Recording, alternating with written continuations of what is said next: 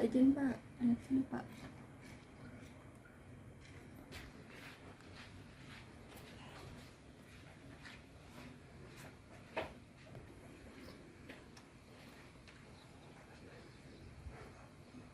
Udah dibawa. Dikit-dikit. Iya, kalau udah ada fotonya. Transferkan we. Kemarin tuh sempat lihat ada yang surat pernyataan. Pak, ditampilkan. Itu ya Pak ya? Ya, pakai tak. Enggak apa-apa. Di Cirebon itu apa, Pak? Dulu Kemarin kan mau kuasa hukumnya kuasa hukum orang Cirebon. orang Cirebon. Tapi kejadian mah di Subang. Kejadian di Jakarta, pelakunya awalnya dari Subang. Namanya Asep Sudirman, asli orang Subang. Dia itu punya istri, dia mantan punya istri, seorang anggota polisi juga, Polwan, yang dinas di Samsat Jakarta Barat. Katanya Mengaku dekat. iya, dekat. Habis itu dia kenalkan lagi sama temannya Titia Nasution. Dia juga sama seorang anggota Polri, Polwan, yang dulu tuh dinas di Samsat Jakarta tahun 2016. 2016. Iya. Udah. Kronologis awalnya, pertama RT Arya menawarkan ke saya agar supaya anak saya ikut tes polisi. Terus situ tidak ngambil keputusan, saya menolaknya, gak punya uang alasannya. Terus dia datang lagi ke rumah saya berkali-kali membujuk saya agar supaya anak saya daftar polisi, yaitu melalui saudara Asep Sudirman. Itu karena dia bahas dengan bahasa istilahnya cacat pun bisa masuk katanya gitu. Nggak usah tes lah segala macam. Pokoknya ini yang bawanya Wakapolri katanya bahasanya. Gitu, lama-kelamaan saya kebujuk. Sudah kebujuk, saya pengen memastikan yang bawanya dulu yang di Jakarta.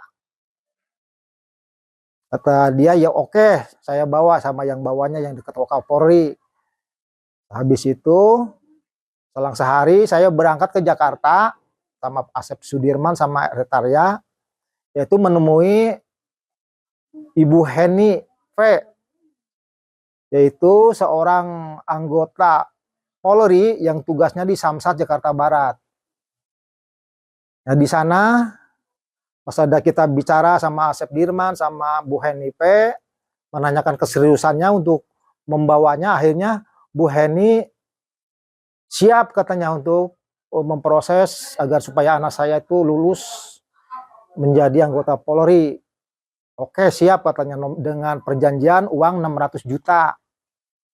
Sudah meyakinkan dia sanggup Bu Heni, yang tempat tinggalnya di asrama polisi Kalideres. Akhirnya saya pulang lagi ke rumah untuk mengondisikan uang yang nominal 600 juta itu. Akhirnya saya jual kebun sawah. Sesudah kepegang uangnya, ditaruh di bank, Pak Asep meminta transfer 200 juta ke rekening Pak Asep. Bukti rekeningnya di Pak Asep dengan alasan ntar disatuin kwitansinya di Bu Heni katanya 500 juta. Makanya bukti transfernya dipegang sama Pak Asep. Sudah transfer 200 juta ke Pak Asep. Selang berapa hari langsung Bu Heni meminta 300 juta. Saya langsung datang ke Jakarta lagi ke rumah Bu Heni, yaitu di asrama polisi Kalideres.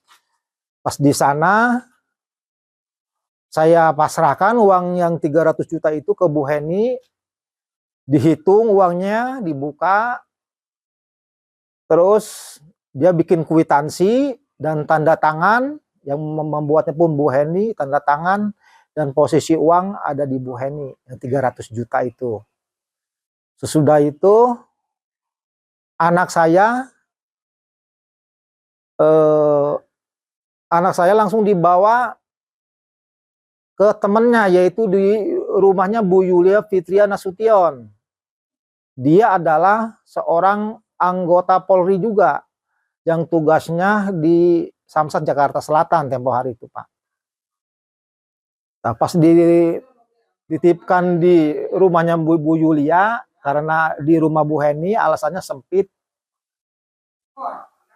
istilahnya tempatnya sempit, makanya dititipkan di rumah Bu Yulia Fitriana Sution, seorang anggota polisi Samsat Jakarta Selatan. Selama di rumah Bu Yulia Fitriana Sution selama 1 tahun, anak saya di sana bukan saya dibimbing atau dilatih atau didaftar pun tidak selama 1 tahun. Bahkan anak saya itu diperlakukan sebagai pembantu, suruh bersih, ngepel, babysitter, suruh ngurusin anak kecil, siang malam di sana. Sampai-sampai dia sakit, anak saya itu namanya Teti Roheti, dia sakit sampai dia dirawat di rumah sakit, pingsan itu Pak, pingsan, dia dirawat di rumah sakit selama sehari semalam di sana Pak. Saya tanyain sama Pak Asep Sudirman tempo hari, saya tanya Pak Asep, bagaimana ini prosesnya? Kok begini nggak ada tes? Sama-sama Bu Heni saya tanyain.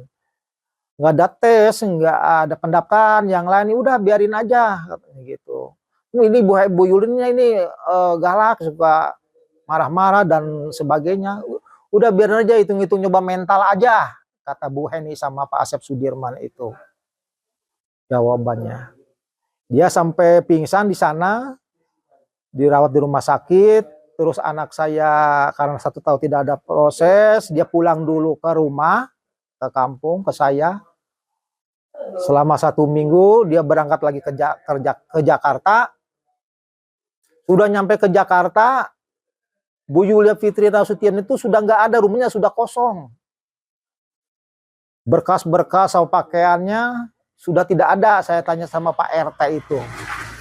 Sampai-sampai ijazah anak saya yang aslinya SD, SMP, SMA hilang sampai sekarang, sama berkas-berkas yang lain, akte dan sebagainya hilang aja Pak di sana.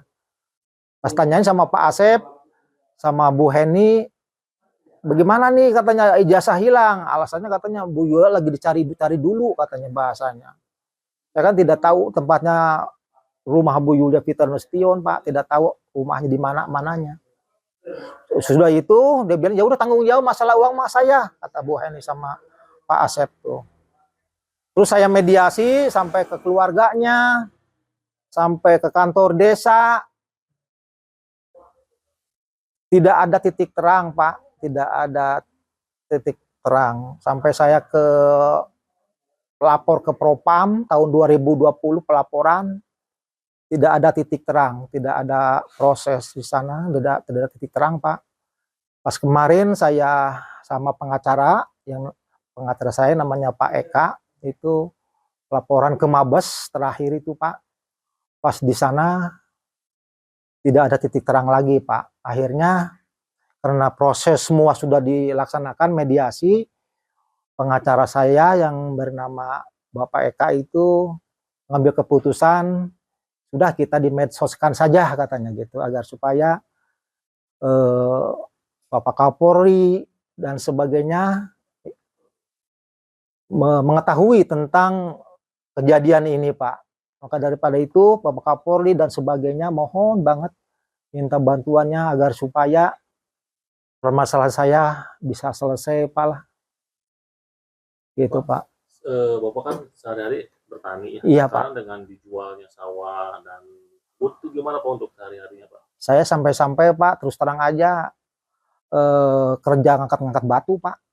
Fotonya ada, saya nggak mau dikirimkan Pak. Saya kerja panas batu apa aja ya. Serabutan gitu ya? Serabutan Pak, ngamparin batu gitu kan. Apa aja Pak.